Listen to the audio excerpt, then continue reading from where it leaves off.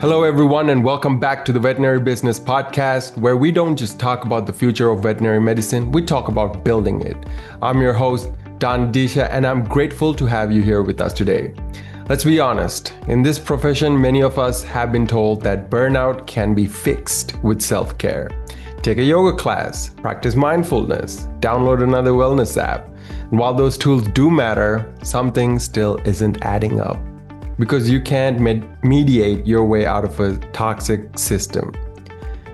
If you've ever felt like you're doing all the right things to feel better, yet the environment around you keeps pushing you back into stress, exhaustion, emotional strain, well, today's conversation is just for you. This episode isn't about fixing individuals, it's about fixing the systems that shape them.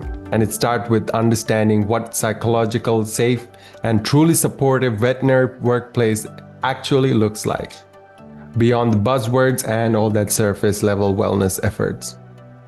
And we are honored to have been joined by someone who has been leading this movement long before it became a headline. Dr. Phil Richmond.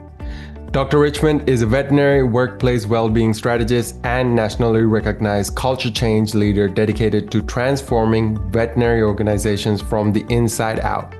As the founder and CEO of Flourishing Phoenix Veterinary Consultants, he specializes in trauma-informed leadership, psychological safety, and evidence-based organizational well-being, helping teams move from survival to genuine flourishing. We also have a special gift for our listeners today. You can book a complimentary practice growth strategy session with Lila, a veterinary marketing strategist who helps practices grow with clarity, alignment, and confidence. In this one-on-one session, you'll receive a personalized review of your online presence, plus a custom 6-month growth roadmap to help your practice attract, retain, and thrive.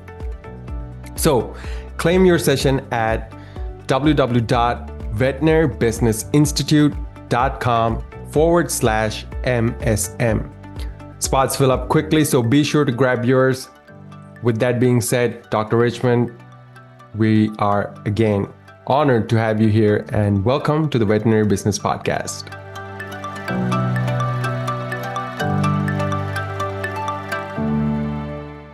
Before we dive into the Q&A, can you tell us how important is this topic to you and why is it important? Oh, that's a great question, because why would a veterinarian, why would somebody trained in medicine and surgery, why would psychological safety or resilience training or well-being be something top of mind, or be something that we'd want to bring into the profession? And really, it's very personal for me, and that's when I was about a year and a half into school. A year and a half into my career, I was working 78 hours a week, self-imposed burnout, and had an alcohol and substance use disorder. That was the only tool that I had in the toolbox. And like some of the things that we read about, that we see in the headlines, I was almost one of those statistics. Thank goodness my the team that I worked with recognized that was going on with me, helped me get help. And so I learned a heck of a lot of tools that really allowed me when I got out to not only love veterinary medicine, but become a more effective practitioner, to connect with clients, on a more deep basis, and not take things personally, and also to be able to see the structure of some of the things that we're going to talk about and why that was so important, and why that is so important for longevity in the profession. Thank you very much, Dr. Phil. Right off the bat, you have opened up and showed us where you've been and what it took to get you right on track, and now you are an advocate. So you often talk about the difference between fixing people and fixing systems. What are some signs that a veterinary workplace is focusing on the wrong one? Yeah, I think it's interesting, and some of the things that we generally, for most hospitals, consistently look at, that if I went into any veterinary hospital and say, give me some numbers, are really our retention rate, and our absentee rate, and that's just about it. But we can get an idea of, do we have team members, not being able to work together, very well that had for a while? Is there a lot of chatter around, gossip? Is there, caustic comments, towards one another? And really, how well do some projects get off the ground, from a change management perspective? How well is that going? And interestingly enough, some of those things let us know, what the culture, is actually like in a hospital. Yeah. Okay. And how are you measuring this? Like the culture? Is it? Oh, no, go ahead, Don. Sorry. No, absolutely. Because you got the gist of the question. How are we measuring it? Well, and so that's a great question as well, is that we, generally speaking, aren't measuring it, to a significant degree. What's really important is that we do an assessment, regular assessment, of not only our teams, but the individuals, how they're doing, and we can do that in two main ways. We can do that somewhat objectively. And that, I happen to be the co-founder of the PERMA 4+ tool for veterinary workplaces. So it's a comprehensive assessment, psychological health and safety, psychosocial hazards, looking at well-being, looking at positive leadership, an assessment that we can use to get some objective data, but also to, as a leader, am I sitting down with my team on a regular basis and just, kind of asking some questions like what's working well? What are we doing well? Where are we finding struggle? What are you doing well? Where are you finding struggle as well? And, a combination of that objective and subjective assessments are really important. Okay. And you mentioned having this almost regularly. How regularly? Yeah. What's the frequency? It's a good question. So you can, what we would say is normally, we would say that, sometimes we have, yearly reviews or quarterly reviews. Those aren't enough. What we need to do is almost, we've seen birds on a wire, and they're constantly chattering, chip, chip, chip. I'm a bird guy myself. I really, really enjoy birds, but learning from them is it doesn't always have to be a long, drawn out, 2-hour sit down with someone, but just on a regular basis as a leader, am I checking in with my team, and finding out how they're doing? And what that can do is, in the moment, it can allow us to be agile and pivot and see some of the things that are, coming down the pike.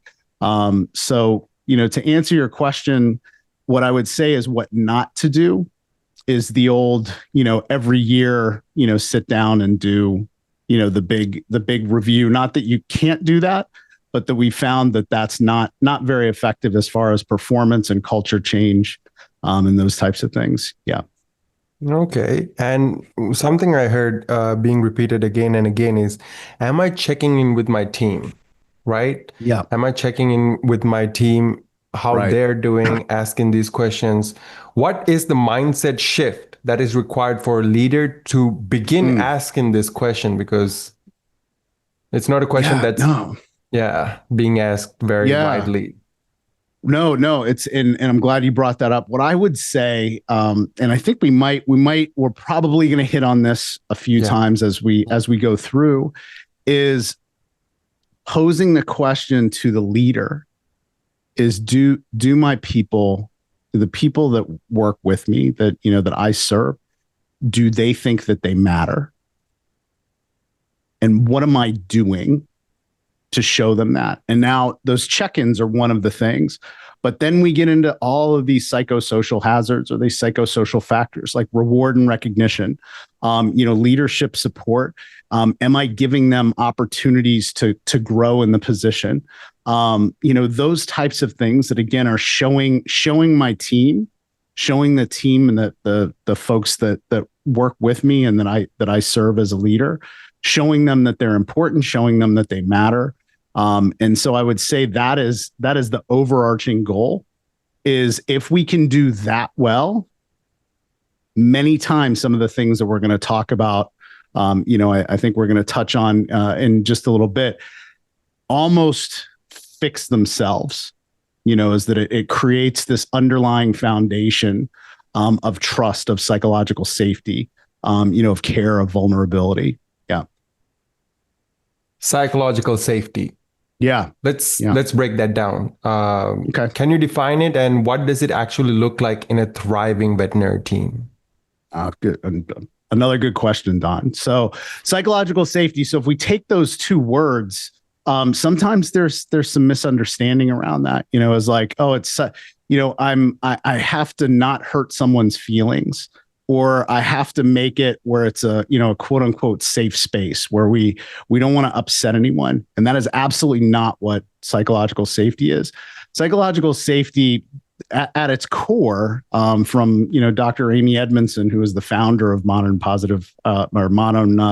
psychological safety, or the term, really says that it's an environment where we feel safe taking interpersonal risk. Is that I feel safe in this team to what is interpersonal risk. I might make a mistake, or I bring up an idea that I see a way to do something better, that, maybe if we don't have psychological safety, I bring that idea up, and and my leader, or the person that I bring it to, is like, that's ridiculous. We're not going to do that again. But if I'm practicing mattering, this is where this, is that I am inherently going to listen to that person. Or if I make a mistake, is it, and we talked a little bit in the beginning, you mentioned fixing people versus fixing systems. If a mistake is made as a leader, do I blame the individual? Or is my first knee-jerk response to say, what part did I play in this error as a leader? Did I not give enough instruction? Did we not create a backup system? What's going on in the system that allowed that mistake to happen? And that if we're solely blaming other people, that is not a psychologically safe environment.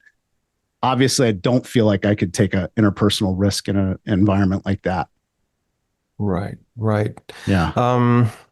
Let's talk about that. Okay. A lot of our listeners, they have a variety of backgrounds. So they might be in leadership positions. They might be, in the front desk. So I would like to ask a question on behalf of them, right? So say they're in a sort of a toxic environment, and they would like to bring this up to the leadership, right? As you mentioned, to create this environment where you are able to take these interpersonal risks, right? How would you frame that to your boss in a way that they can take this seriously? No, so it's a really another great question, Don. And it's something that comes up. And what I would say is the challenge is, and this is where as a leader, I really have to have some self-awareness, and understanding that I as a leader am playing a role in just about everything that happens in that hospital. Now, with a dose of humility, not saying I am the reason for everything, but asking first, what part did I play? And the reason why I say that is if there is a quote unquote toxic, environment, and what does that mean? If there's open arguments and disparaging, remarks being made, or there's gossip or what have you, that means as a leader, I'm in either by my inaction, or, just not doing so. I'm allowing that to happen. And so what I would say is to the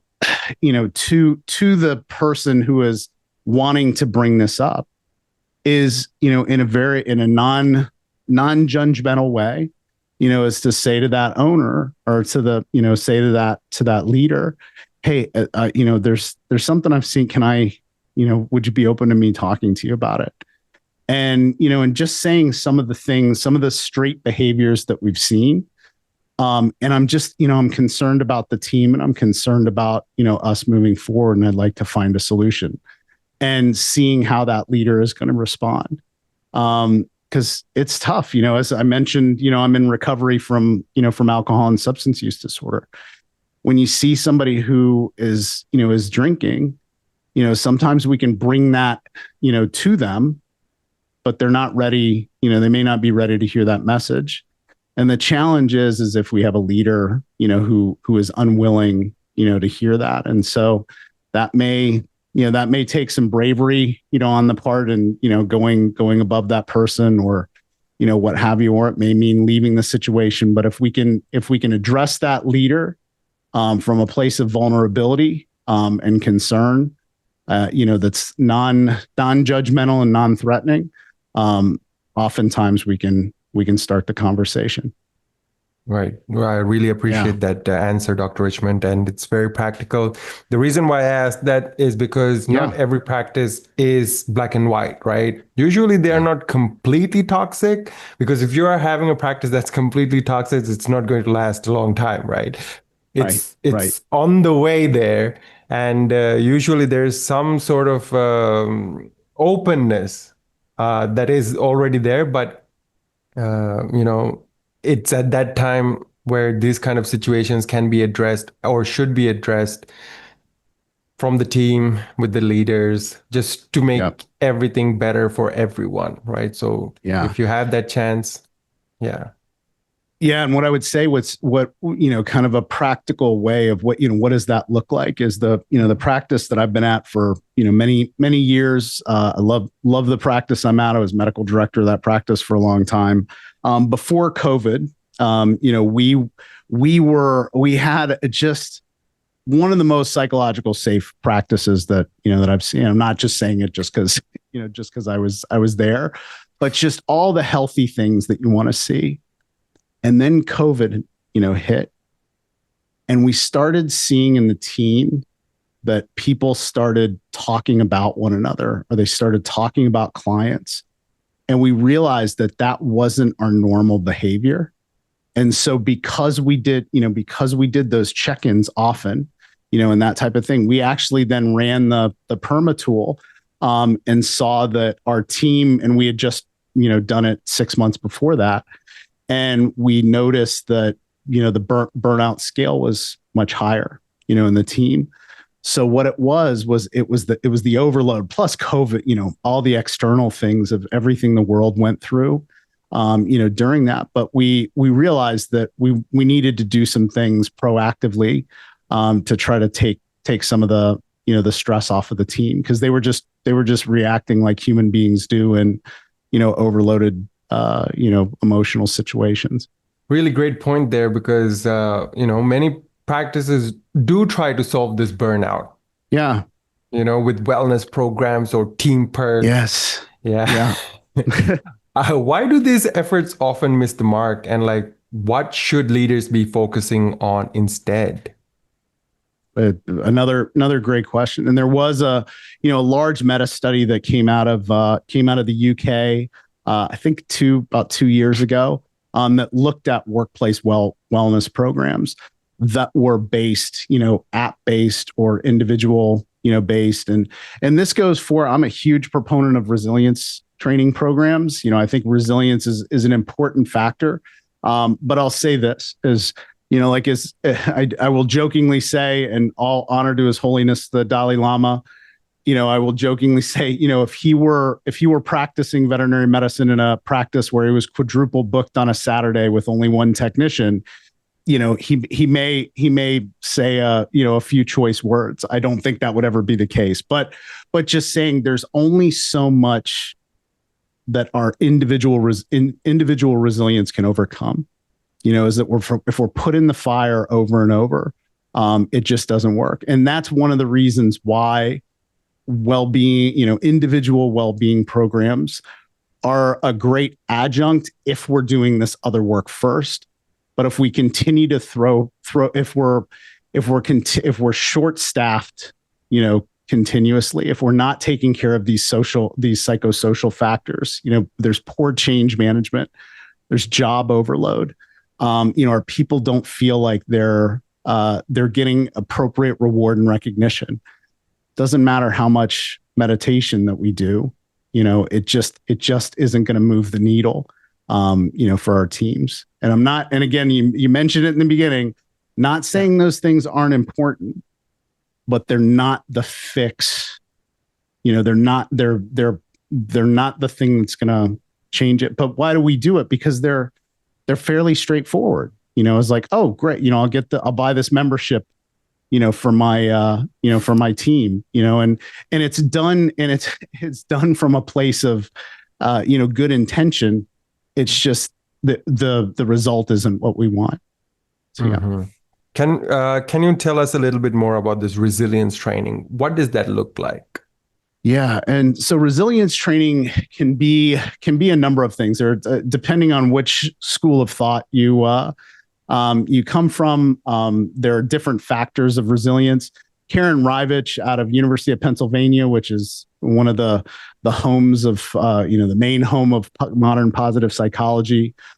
She teaches about the 7 factors of resilience, and and those are we have gratitude, we have optimism, we have the ability to ask for help, we have perspective taking.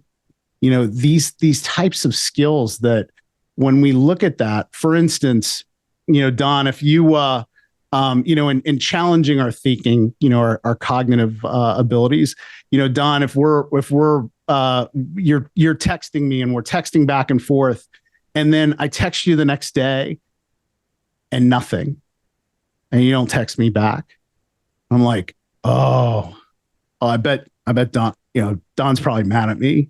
He's probably upset. I wonder. And then I start going through all of our old tech. Did I say something to make him mad? Did I do this?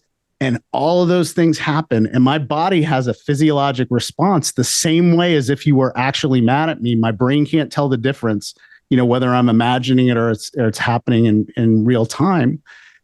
And I feel these feelings. And then 20 minutes later, you text me back and you say, hey, sorry, I was helping a turtle cross the road, when you were trying to text me. So where I'm going with that is that when I learn tools to address those types of things, or I learn to reframe situations, or that perspective taking, that most reasonable intention, a client declines heartworm medication. Maybe I don't jump to, well, she doesn't care about her, she's cheap and she doesn't care about her dog.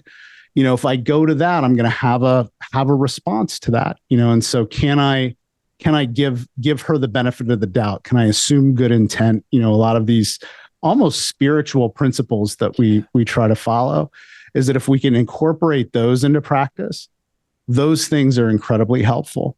And so that's some of the core of resilience training, which again, very important, but I would say, maybe 20% of, moving the needle of overall, workplace well-being.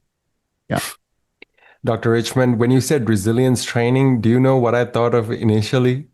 I was thinking on the mud, in the jungle, there's some commando type of training right going on. And then when you brought it back to gratitude, optimism, shifting the perspective, right. Yeah, I was blown away. I mean, yeah, these are very simple things, but they are very powerful aspects as well. Yeah. And of course, really, thank you very much. You changed my perspective on that situation 180 degrees, and with that fantastic example as well. From your experience leading teams and consulting on culture change, what's one mindset shift every veterinary leader needs to make to build a healthier, more resilient organization? I think and again, my friend, we've said it a couple of times. One, I would say matter, that concept of mattering. And to your listeners, Dr. Zach Mercurio is one of the foremost experts in mattering in the workplace in this concept. He just published a book on mattering. Just fantastic brain. It's just really think very highly of Zach. But that concept of, as a leader, that question, if I ask myself, does does my team feel like they matter in this place? And how would they answer? And that's one of the things that I ask myself. And then the second thing is, and I'll say this from a resilience and recovery standpoint. So that would be the first mindset. I know you asked for one, but the other is, as a leader, is saying, what part did I play in this?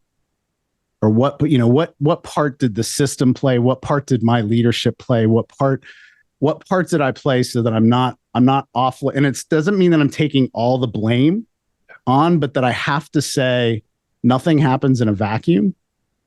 What part of this, can I improve upon? What part can I help the team? So that concept of mattering, and then as a leader, first and foremost, asking myself, what part did I play?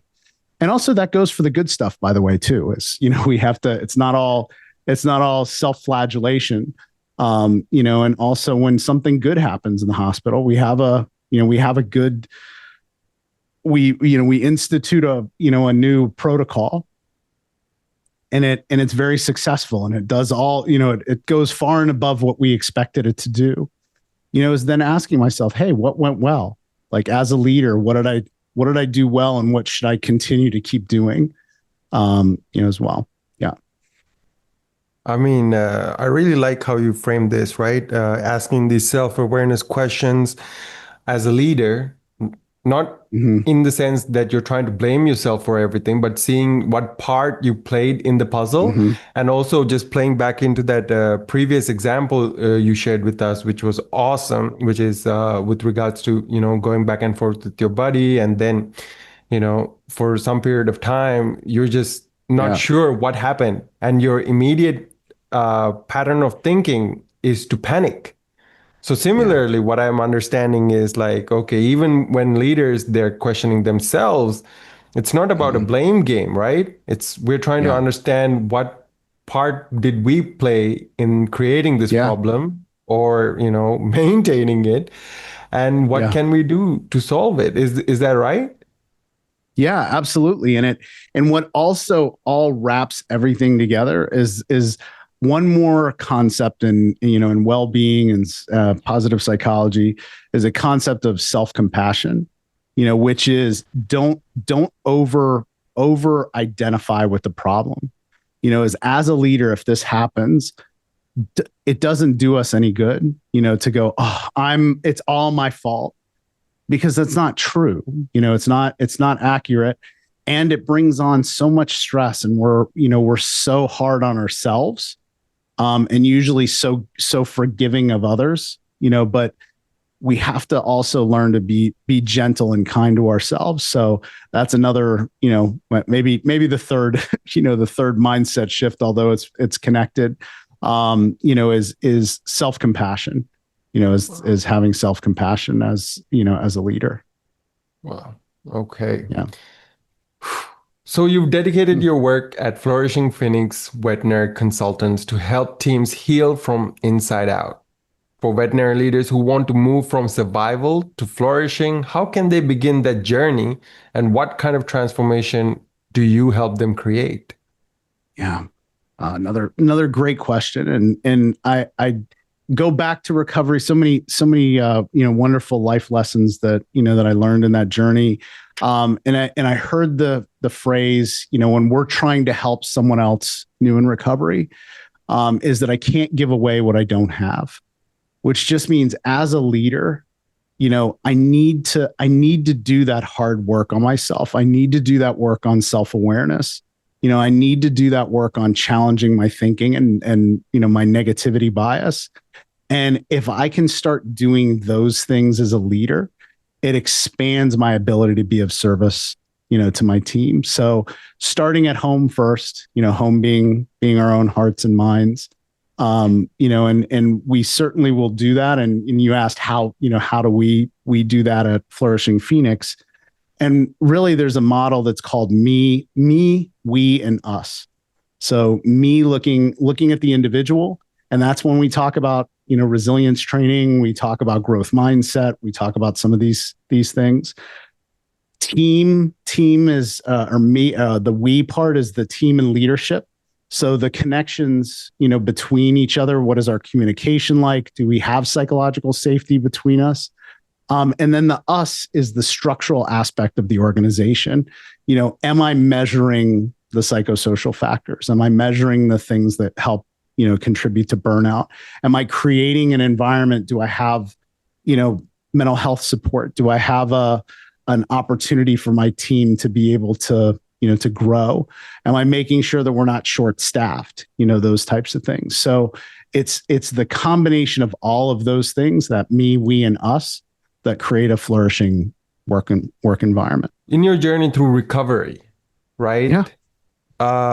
Because it seems to me that you've learned a lot from that, right? Mm-hmm. And what was the number one thing that actually brought you to the door of recovery and said, okay, it's time to recover? Yeah. So I will say is that was something that was a gift that was given to me by the people that I work with, who they helped me, move forward, where I think in my heart, I knew I needed help, but there's so much stigma, fear, many things that kept me from doing that. But once the door opened, for me to have a chance to recover, then I really grabbed it with both hands, because I knew I needed that, that help. And, for me, one of the reasons why, I do teach resilience training, or, skills of resiliency, is gratitude and changing my thinking, those cognitive distortions, the way that I, would change the way that I would look at the world around me. When I learned tools to change those, my life almost instantly got significantly better. And so those tools are really powerful. So that wasn't the light bulb that went on, to get me into recovery, but it was one of the things that I saw early on that was very powerful for me. I really like that. The reason why yeah, absolutely. Because thank you very much, Dr. Richmond, for openly sharing this subject matter and almost turning it into such a pillar of strength in your own path. The reason why I asked that question is because, as you mentioned, recovering, and we're talking about getting out of like a toxic system, right? Mm-hmm. That was a personal toxic system. And now we're looking at a more, full toxic environment for as a workplace situation. So as you mentioned, the support you received from the people who came up with that, perhaps, as we mentioned earlier, that interpersonal risk, they took a interpersonal risk per se to approaching you and bringing things up. I just wanted to tie that back up with everything that we were talking about here and just see how aligning those two things are. Yeah. It's one of those things. I will say on a personal level, you're right on, is that I've really sat with, these spiritual truths and, and then the evidence-based tools of recovery, and then how those mesh with, positive psychology and organizational psychology and workplace well-being. And I think that's really it, is that when we get to the core of many of these things, is that great truths are great truths, whether it's religious, whether it's spiritual, whether it's, workplace well-being, things that work for a reason. And so that's where, again, who would think that making sure that another human being matters, can be so valuable in the workplace. And, and it just is, is that's the foundation for making all of these other things work. If we want to put in policies or new protocols for surgery or things like that, if these other human factors aren't strong, it's very hard to build, our science and business based things on the backs of something that's broken. Okay. And Yeah. just to wrap things up here, Dr. Richmond, what's one key takeaway you would like for our audience to have if they could have just one from this conversation? One thing. Looking into mattering as a leader, and self-compassion. It sounds Absolutely. I from the outside, I wouldn't have necessarily ever thought that. And knowing how powerful that is just trust me, if you will. Is just give it a chance. Give it a chance. And with that being Yeah. said, thank you so much, Dr. Richmond, for sharing your insight, reminding us the real well-being in veterinary medicine doesn't come from trying to fix individuals, comes from building systems, cultures, and leadership that supports people to thrive. To all of you listening, thank you very much for joining us for another episode of the Veterinary Business Podcast. Every day you show up for your patients, your team, and your community. Our goal here is to make sure your workplace supports you with the same level of care. If today's conversation resonated with you, connect with Dr. Phil Richmond and explore the work he's been doing through Flourishing Phoenix Veterinary Consultants. This is a leadership that lifts people, transforms systems, and helps entire teams flourish and not just survive. Also, remember, we do have our gift from our sponsors, which you can book a complimentary practice growth strategy session with Lila, a veterinary marketing strategist who has helped hundreds of practices align their values with visibility and growth. In this one-on-one session, you'll get a personalized analysis of your online presence and a 6-month growth plan designed to help your practice thrive from the inside out. Again, claim your free session at www.veterinarybusinessinstitute.com/MSM. So spots are limited each month, so make sure you secure yours. With that being said, thank you so much for spending this time with us. Keep leading with compassion, courage, and intention. And remember, well-being isn't an individual responsibility, it's a leadership commitment.